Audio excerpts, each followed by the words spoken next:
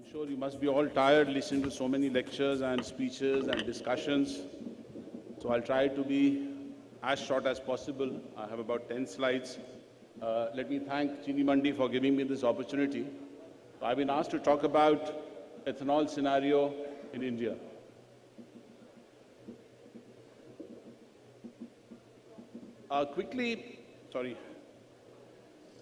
My flow of presentation, I'll talk about ethanol. I mean, I'm sure most of you would know about ethanol, but I'll add a few points that some of you may not be aware. Blending levels of ethanol, the maize as a feedstock, that's a new feedstock which is really being encouraged by the Government of India, and the challenge that we may face or we may not face from the electric vehicles in the country. So very quickly, we are all worried in Delhi about the air quality index. So let me give you a comparison between the city of Sao Paulo, Brazil, which is the largest sugarcane producer and largest ethanol producer in the world. The AQI of Sao Paulo is just about 18 versus about 500 in Delhi. So they must be the cleanest and they must be providing the best air quality in the world. 67% is the quantum of use of ethanol versus about 33% of petrol. So 2/3 of the fuel used in Brazil is ethanol. In Sao Paulo is ethanol, and 33% is petrol. As compared to that, we are using only about 12% in Delhi. Vehicle population, they have a bigger vehicle population, so therefore transport pollution in Brazil will be more if they had not used that kind of ethanol. 90% of the vehicles in Brazil and in Sao Paulo are flex fuel vehicles which can run on any percentage of ethanol and petrol blend. In India, it is still nil. Delhi does not have anything. So thanks to ethanol, Sao Paulo's air is amongst the cleanest in the world. Just a pointer.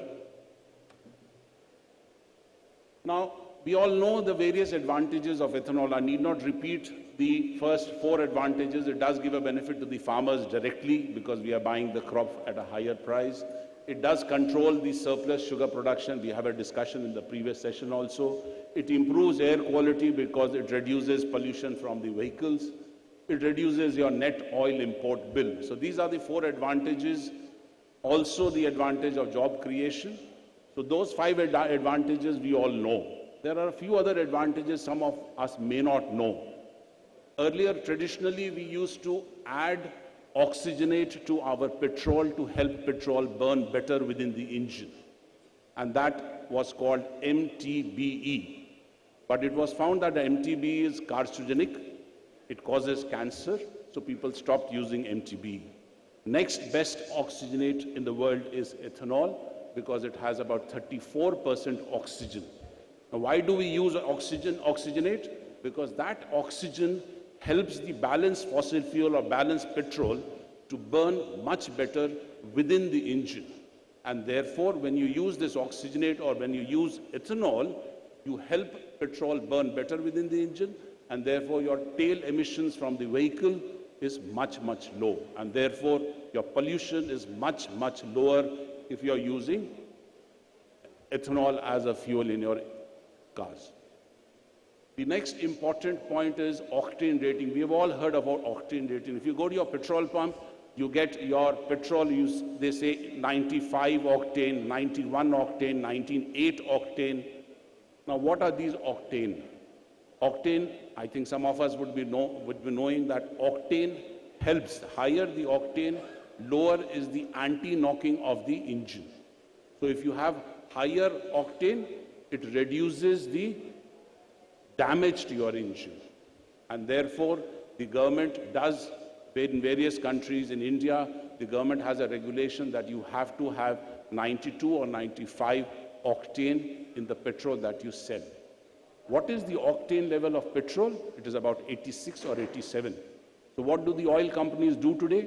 They manufacture a chemical called aromatics. It's benzene, toluene, xylene. So they manufacture this chemical, add that chemical to the petrol to increase the octane rating from 86 to 92 or 95. Ethanol has an octane rating of about 110, 113 itself. So when you add ethanol into your petrol, it automatically improves your octane rating, and therefore the need to use aromatics goes down. That saves a lot of money to the oil companies. That saves use of chemical in your car engines. These two are very, very big advantages, and in due course, I'm sure the industry would request the Government of India and the oil companies to consider these two important characteristics of ethanol to improve the price of ethanol that the oil companies pay to the ethanol manufacturers. The last advantage is we have heard about CBG, and very well spoken by Vishal Nirani. CBG is one byproduct which can come out from ethanol plants, and the other advantage is DDGS, which goes for animal feed. Now, what is the demand projection given by Niti Aayog? These are the figures picked up from Niti Aayog's report, which was prepared about a couple of years back. And Mr. Prabhakar Rao in his speech mentioned about the requirement of ethanol by 2025-26. 10.16 billion liters is what is projected by the Niti Aayog. They have broken it down to sugarcane-based ethanol and the grain-based ethanol. You can see in the right column. And therefore, if you see the bottommost, about 6.84 billion liters would come from sugarcane molasses and 6.66 billion liters from grain-based, not only for ethanol, but for other use, for potable use, for chemical industry use. So what we have to target, or when we are talking about 25-26, we are talking about 10.16 billion liters of ethanol to achieve that 20% ethanol blending with petrol. Where are we today? What have we done in the last few years? Let me talk about 2013-14. The target of blending was 5%. We were achieving around 1%. About 0.38 billion liters of ethanol was getting produced. From 1% in about 8 years, thanks to very, very positive government policies, very supportive, a lot of incentives, a lot of subsidies, we moved to a very good percentage of 10% in about 8 years or 9 years. In 21-22, we achieved 10%. Last year, we have achieved a very healthy percentage of almost 12%, 11.8%. But what is concerning is the current year.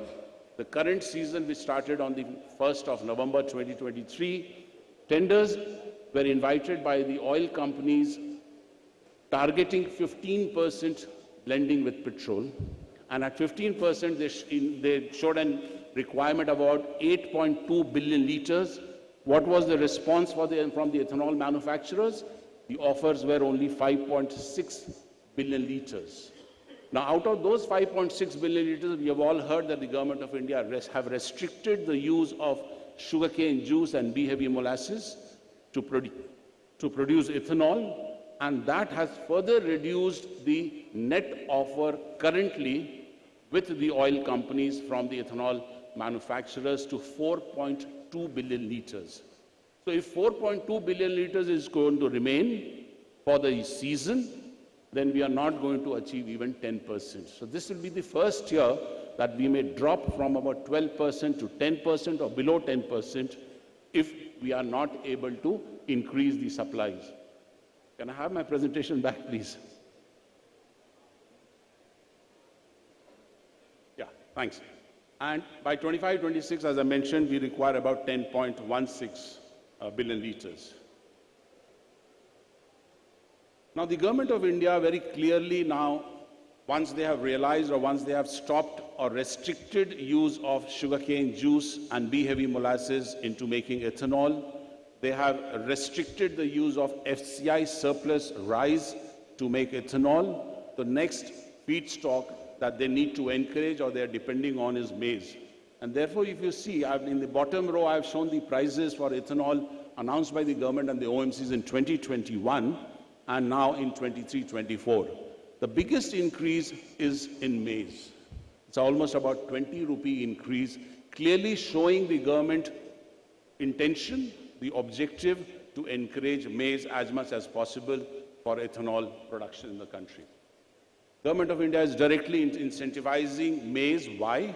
First of all, obviously, maize unlike the other two food grains, wheat and rice, wheat and paddy, that the FCI or the state agencies buy at a MSP, there is no buyer literally for the maize at that MSP by any government agency.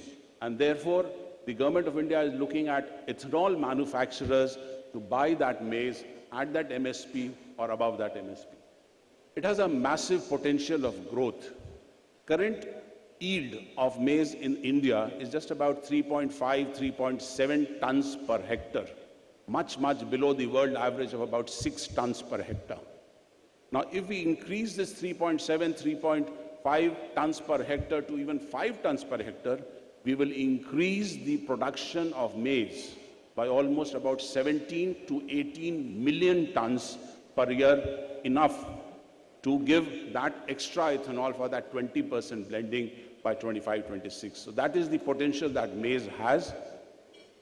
It will broad-base the production of ethanol across the country. We saw Mr. Nayak Naware's presentation, where he mentioned that almost about 81% of sugarcane is produced in only 3 states, Maharashtra, Karnataka, and Uttar Pradesh.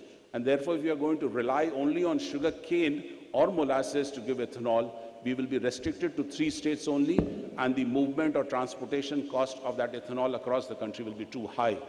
Whereas maize is produced across the country, especially in the states which do not grow as much sugarcane as the other states like Bihar, Bengal, you have Andhra Pradesh, you have Telangana, you have Rajasthan. All these states grow maize or rice, and that is enough quantity available for use for production of ethanol. As compared to paddy, as compared to sugarcane, maize uses much less water. It is available all 12 months because if you can store it, unlike sugarcane or molasses, which is very difficult to store, and therefore you can have maize throughout the 12 months and produce ethanol in those 12 months in a year.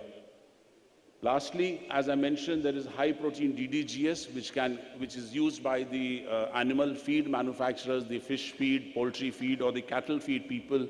They use about 12 to 15% DDGS in their final product.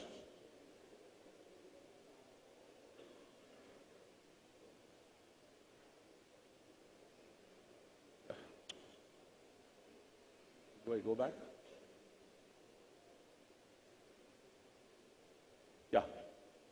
I personally believe that reaching this 20% average blending by 25-26 is going to be very difficult, not from the point of view of availability of feedstock, there will be enough, not from the point of view of production capacity in the country, but there will surely be challenges and there will surely be hurdles as far as demand is concerned. What we are looking at today is that we have just started up E20 vehicles being produced and sold in the country from April 2023. If about 8 to 9% of the vehicle population gets replaced every year, so in the next 2 to 3 years, at best we will be having about a quarter or 25% of the vehicles which will be E20 compliant, but the rest, about 75-80%, will still be E10 compliant. So you have about 75% of the vehicles which will use 10% ethanol, and the balance 25% will use 20% ethanol. The combination of the two does not result in 20% ethanol consumption in the country by 25-26. And therefore, we have to be much worried as far as ethanol manufacturers is that there may not be the use of enough whatever we are going to produce by 25-26 if we are going to rely on E10 or E20 vehicles. So what is the solution? The way forward is to have what we call is the flex fuel vehicles. As I mentioned, countries like Brazil and US have large quantities of flex fuel vehicles. About 90-95% of the vehicles currently sold in Brazil are flex fuel vehicles. In India, we have to still roll out the first one.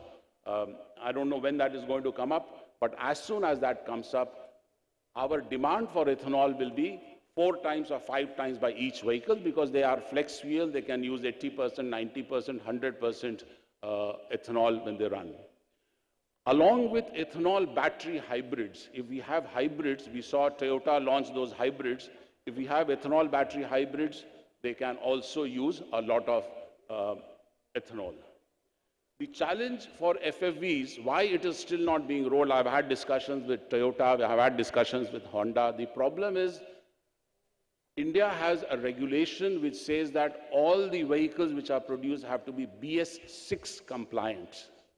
When you say BS6 compliant, obviously the cost of those compliances will be much, much more compared to Brazil, which produce FFVs at BS4 compliance itself. So when your cost is going to be slightly more, the consumers need to be compensated. Either they have to provide a subsidy or a productivity-linked insurance or lower GST on the hybrid vehicles or FFVs. We know that EVs have only 5% GST, but our normal vehicles have almost about 38% GST. If that 38% GST for FFVs is brought down to even 12%, I'm sure the acceptance of the FFVs by the Indian consumers will be much, much more. Now, what we need, this is important, because we are selling all our ethanol to just one buyer, the oil companies. There might be three buyers, the Hindustan Petroleum, the Indian Oil and the Bharat Petroleum, but together they float a single tender, and then you have to deal with just one single entity, which are the oil companies. And therefore, their response, their assistance, their support becomes extremely essential. We are struggling because of very frequent changes in the policy of procurement. You have a reservation policy one day, you don't have a reservation policy the next day. The latest has been that this year, when we have to bid for our ethanol, we cannot ask for a specific depot. We have set up our plants closer, as mentioned by Mr. Nirani, that market is very important. So some of us have set up our plants closer to their depots, but then we are told you cannot bid for a depot. The depot will be decided by the oil companies. So instead of getting a depot at 160 kilometers or 200 kilometers, we are allotted a depot at 500 kilometers away. So that policy needs to change. Oops. The second policy that the oil companies have brought in is very unfair, in the sense that they have started reserving the demand of a state for the producers of ethanol within the state. Now, what does that do? Let me take the example of, say, Rajasthan. If we have some producers in the northern part of Rajasthan, bordering Punjab and Haryana, there are not many. The whole state of Rajasthan has probably just one ethanol producer. But if there are producers in the southern part of Rajasthan, Jaipur depot, which is the northern part, would mean, the state-wise reservation would mean that the southern part of Rajasthan will have to move all the way to Jaipur, and some producers in, say, Haryana or western UP or Punjab will have to move down towards Karnataka or Telangana or Andhra. Similarly, if you have a distillery closer to the border, Bengal border, say to the northern part, you will have distilleries in West Bengal, you have all the distilleries in the southern part of Bengal. So what you're doing is you're moving that ethanol all the way to the northern part and restricting somebody who's closer to the border there.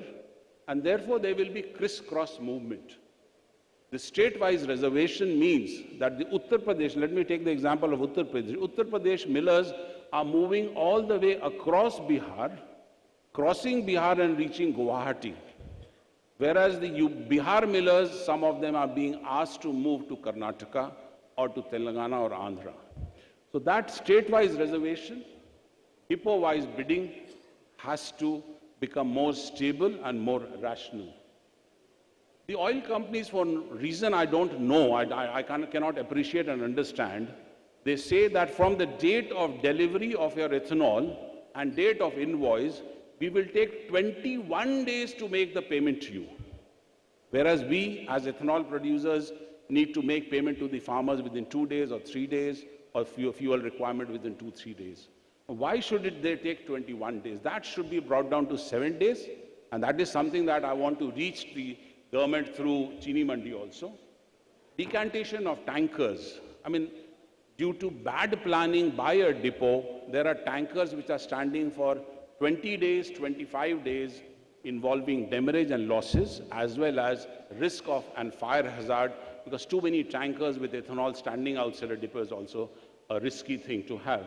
So planning should be much better so that within 2-3 days, the tankers should be decanted. Security deposit, again, should be returned within 15 days. I don't see any reason once the reconciliation happens that this should take more days. Now, a very important subject, a lot of people, whenever I have discussions, a lot of people do ask me, do we face challenge from EVs? The way the government is supporting EVs, will we see a day when we will have so many EVs in the country that there will be no demand for ethanol? My personal belief is that scaling up EVs in India is not going to be easy. Why? You need metals to make that or manufacture the battery. And what are these metals? These metals are lithium, as you all know, lithium, nickel, graphite, cobalt. So these four very important metals, there is hardly any quantity available in India. There's hardly any mine. You might hear a few excavations suggesting that there might be something in Rajasthan or Kashmir, but still not at excavation or retrieving stage. So metals for battery is not available in India. Most of these metals, as I mentioned, are either available in the Central American or South American countries or in the African countries like Congo, Argentina, or those countries, or a little bit in Australia. So if we are going to encourage more and more EVs, we all know that almost 50 to 60% of the cost of an EV is only on account of the battery. And therefore, if we are going to import the metals to manufacture battery in India, we will become import dependent as far as our autos or our cars in India are concerned. Now, do we have a policy for used batteries? These batteries are as large as the car or the vehicle. And so after it's lived its life of 7 years or 8 years or whatever is the life, do we have a policy to reuse it, recycle it, or dispose it in a fair and reasonable manner? I have not seen it yet in India.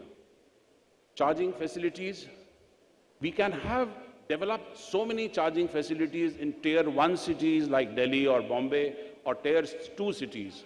I don't think it's going to be easy to develop those charging facilities in tier 3 cities or tier 4 cities or in the villages or in towns or small suburbs.